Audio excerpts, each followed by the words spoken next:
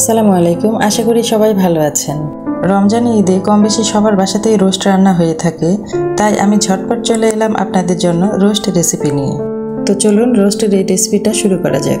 এখানে আমি মুরগির লেগ এবং ব্রেস্টের 6 পিস মাংস নিয়েছি।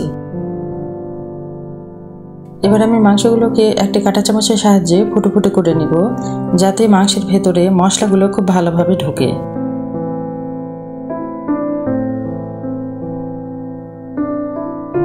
আমি সব মাংসগুলোকেই কাঁটা চামচ দিয়ে ফুটো করে নিয়েছি।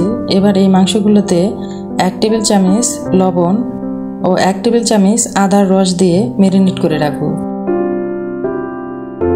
আমি এই মাংসগুলোকে আধা ঘন্টার জন্য রেস্টে রেখে রোস্ট রান্নার জন্য যে উপকরণগুলো লাগবে সেগুলো আমি রেডি করে নিব। প্রথমে রোস্টের মশলা তৈরি করে নেওয়ার জন্য আমি এখানে নিয়েছি সামান্য জায়ত্রী, ছোট 1 টুকরা জয়ফল, 1টি কালো এলাচ, 10-12টি সাদা ও কালো গোলমরিচ, 7-8টি সাদা এলাচ। আরও নেব 10-15টি কাঠবাদাম, যা পরে পেস্ট করে নিব। এবার এই শুকনো উপকরণগুলোকে আমি একটি তাওয়াতে হালকা তাপে ভেজে নেব, আর এমনভাবে ভাজবো যেন মশলাগুলোর কালার চেঞ্জ না হয়ে যায়। এবার রোস্ট রান্নার জন্য চুলায় একটি প্যান বসিয়ে দিব, আর এতে দিয়ে দিব বেশ কিছুটা তেল। তেল গরম হয়ে এলে এতে দিয়ে দিব 1 কাপের মতো ঝুরি করা পেঁয়াজ। এবারে পেঁয়াজগুলোকে আমি বেরেস্তা করে নিব, আর তেলের পরিমাণ আমি একটু বেশি দিয়েছি, কারণ এই একই তেল দিয়ে আমি পুরোটা রোস্টই রান্না করে নিব। আমার পেঁয়াজ বেরেস্তা করা হয়ে গেছে। এবার এই বেরেস্তার পেঁয়াজগুলো আমি তুলে নিব, আর এই ফ্রাই প্যানে আমি মুরগির মাংসগুলো ভেজে নিব। মুরগির মাংসগুলোকে আমি এপিঠ ওপিঠ উল্টিয়ে দিয়ে ব্রাউন কালার করে ভেজে নিব।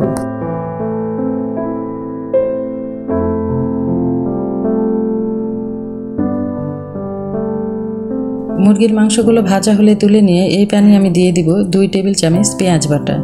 পেঁয়াজ বাটাগুলো একটু ভেজে নিয়ে এখানে দিয়ে দিব আরও 2 টেবিল চামচ আদা ও রসুন বাটা। মশলাগুলো যাতে না পুড়ে যায় তাই এখানে একটু পানি দিয়ে এতে দিয়ে দিব 1 চা চামচ জিরা বাটা, স্বাদ মতো লবণ, 1 চা চামচ শুকনো মরিচের গুঁড়ো। এই মশলাগুলোকে আরও কিছুক্ষণ ভেজে নিয়ে এখানে দিয়ে দিব বেটে রাখা কাঠবাদামগুলো।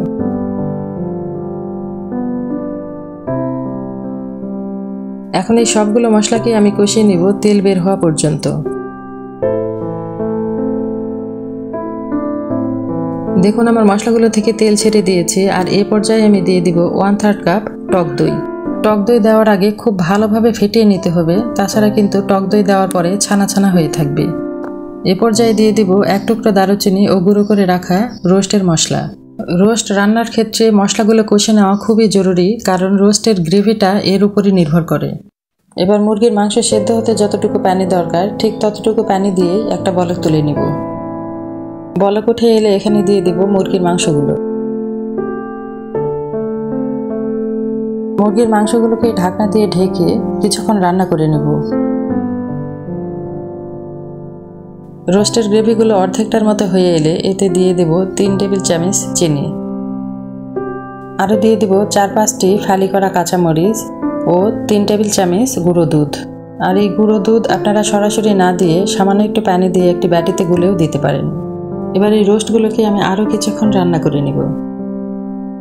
আমার রোস্টের গ্রেভিগুলো একদমই নিচের দিকে চলে এসেছে, আর আমি এই পর্যায়ে দিয়ে দিব 2 টেবিল চামচ ঘি ও বেরেস্তা করে রাখা অর্ধেকটা বেরেস্তা। যেহেতু রোস্টের গ্রেভি আমি এরকমই রাখবো, তাই এ পর্যায়ে আমি চুলার জাল বন্ধ করে দিব। আমার রোস্ট রান্না হয়ে গেছে, আর আমি এখন এগুলোকে সার্ভ করে নিব। আমার রেসিপিটা ভালো লেগে থাকলে এই ঈদে অবশ্যই ট্রাই করবেন, আর এতক্ষণ আমাদের সাথে থাকার জন্য ধন্যবাদ।